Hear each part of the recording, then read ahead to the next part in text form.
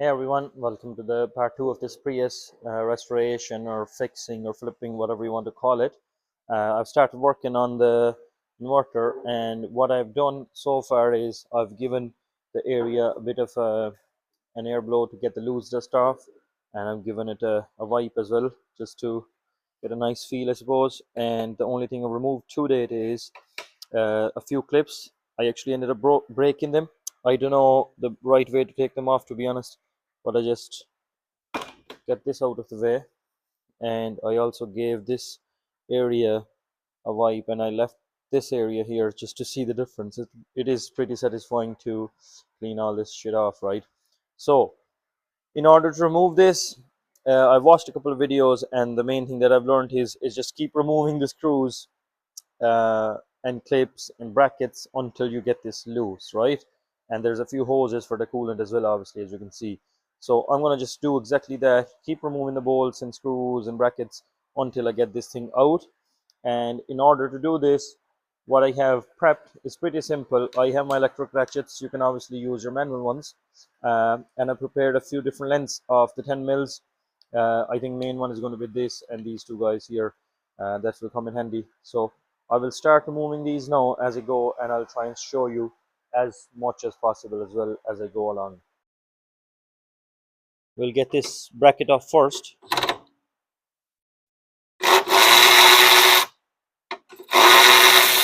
This piece was pretty tight. There's a trick: if you start this off and then go for it, it doesn't stop, you know. So I have this loosened up, and if you go over to that side, I have a box prepared here for all my screws, and I'm hoping that at the end of it they will all make sense to me. Back here now to, I think this is the main bracket for the harness that we have to remove. So that's that.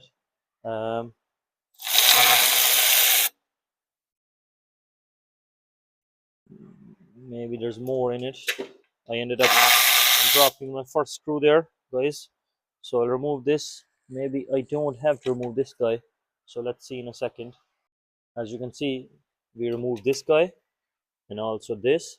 But this clip, it kind of clips on like this. So you have to move it out and pull it out. And the main thing is to remove this guy from its position here in one of these holes here. It sits like this, you know. So you just basically pull it out. Now I think I removed it, and then somehow I managed to pull it out the last time. It's not playing ball with me this time. So like this, and also as you can see, it is clipped on here with this white clip. I'm gonna try and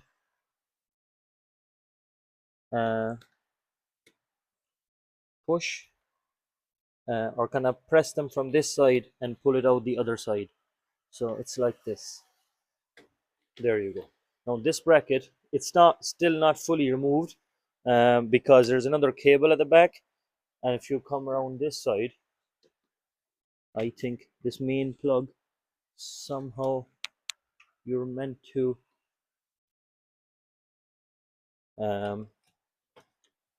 try it out. I'll have to find a way, and then we'll show you guys. So I think I did manage to break it eventually, right? Because it's so brittle.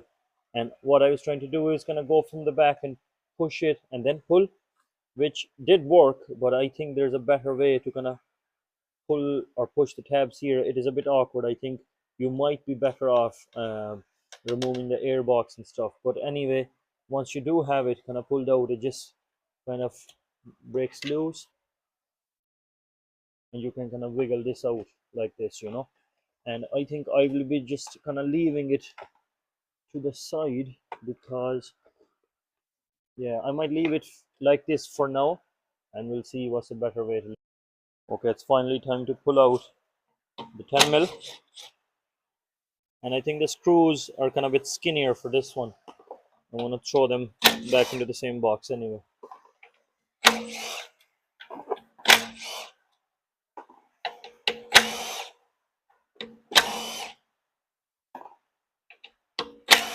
Now this is, you have to remove this black kind of cover um, in order to remove, you will see here, in order to remove the connectors inside for the high power cables, right? But let me just kind of remove these as well while I'm at it. I'm sure I have to remove them. Um, so don't want to lose these guys, and also to show they are skinny ones as well. I think they're pretty much same bolts all around. Um,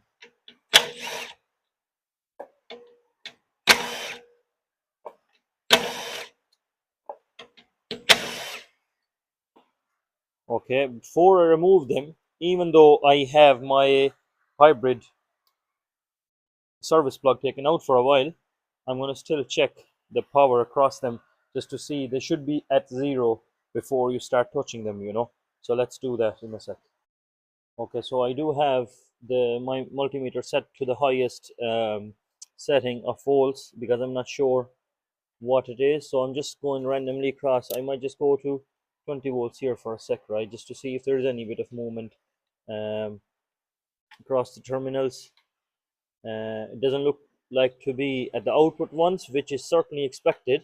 So there should be nothing here until the car is running and stuff. But this is the battery, so there's two big leads coming in. So let's see what we have here. Yeah, there's nothing there. Um, there you go. So I'm checking all different ways I can check, and there seems to be nothing there because our service plug has been taken out, and it needs to stay there. They say at least 10 minutes or so in order to discharge any capacitors and stuff in the system.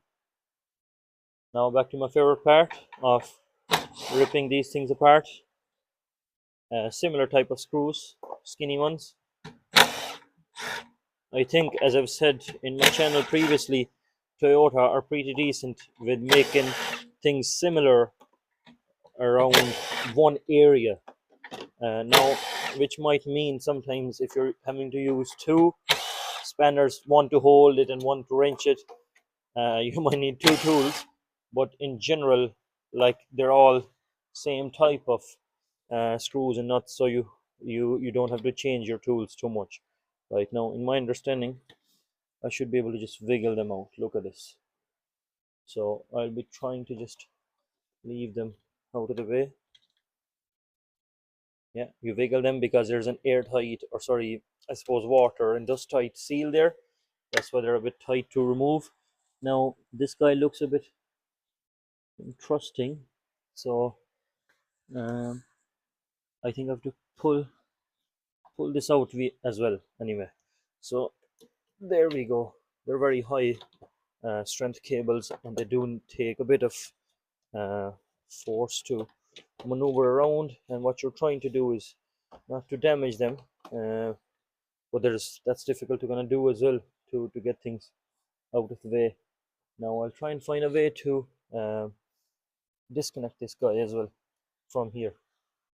So this clip here, there is a tab. You kind of press it downwards, this little guy, and wiggle it out. So I've done that, and I'm gonna just leave it here somewhere right out of the way for now. Okay, to move these around, I'm not unclipping them from here. Rather, I'm taking the bracket off, which I have to do anyway. Similar skinny bolt. And there you go. So I'll kind of place them around there. It's not ideal, but it's not dangerous either, you know. So let's see. Now, if you show here, you need to be careful that you don't open the actual inverter.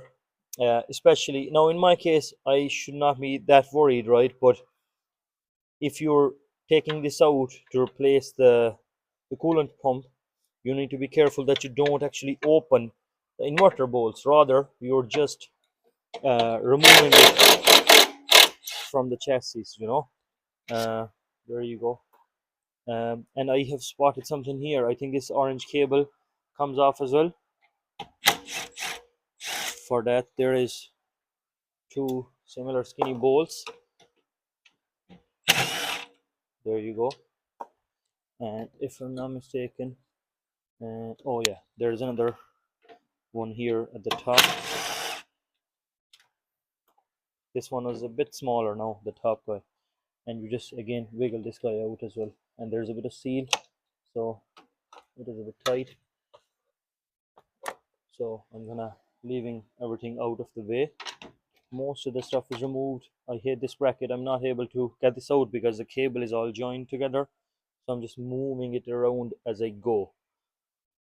So I finally managed to wiggle this guy out, because you can see the bracket is all to that side, and the cable can kind of sit here out of my way.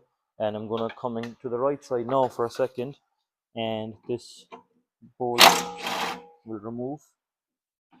Now if you do have some magnetic sockets, they would be a lifesaver here, I think.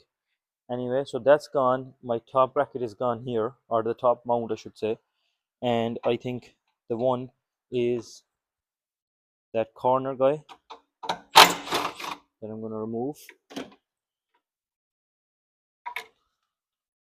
So I've got removed, and let's try and give this a wiggle.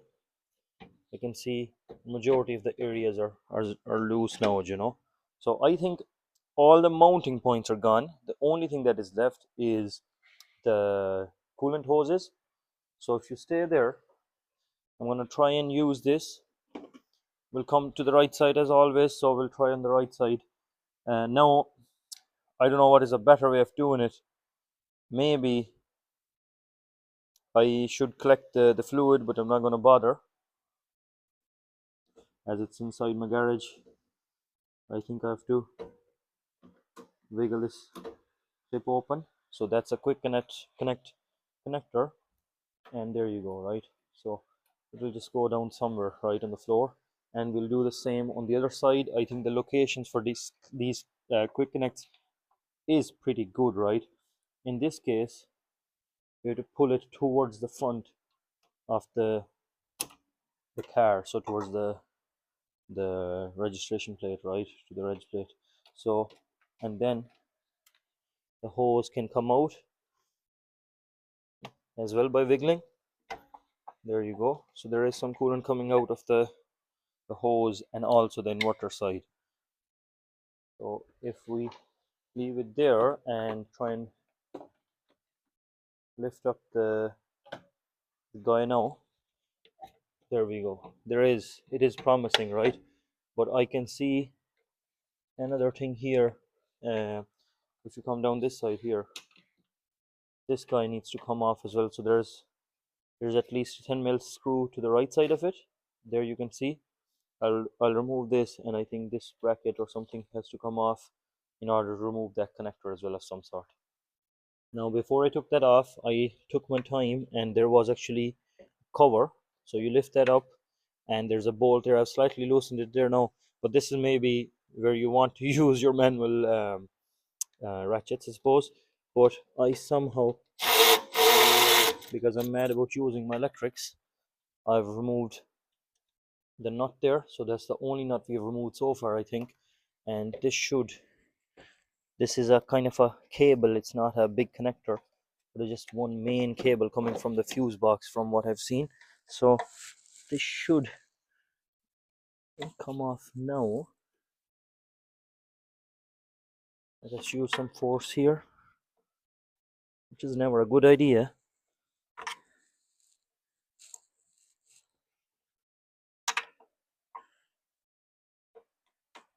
Seems to be required though. There you go. So it is removed here. Let us see. Now it is a bit heavy, probably a couple of kgs, maybe 3 to 4.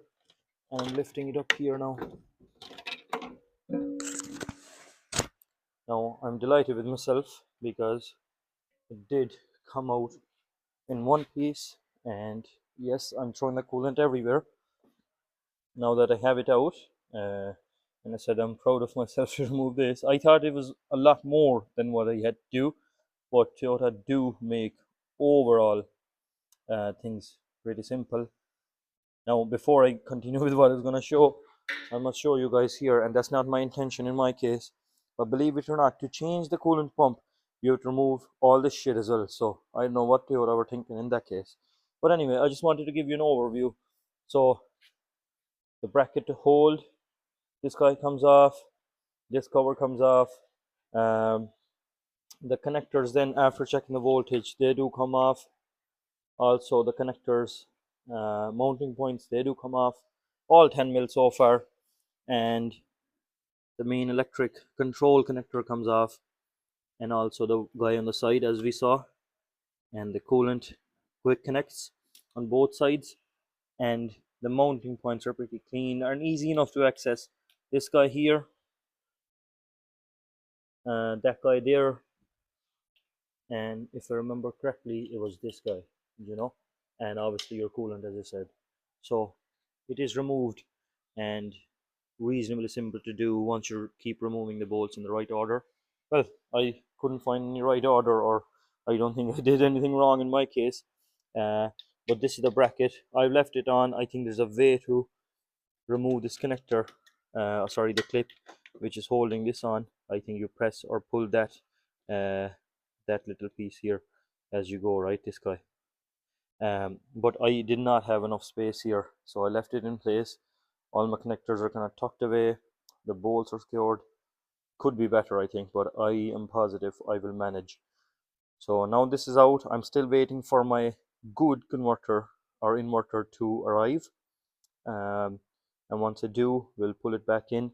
And in my case, what I've done is I've taken this exact part number and order that I used. Okay, now from my research, if this number is 230 or something, that will work as well, but I've kept it safe, or on the safer side, I mean, to be able to use the same part. And once I have it, I will show you guys where we go from there, and we'll see you in that video.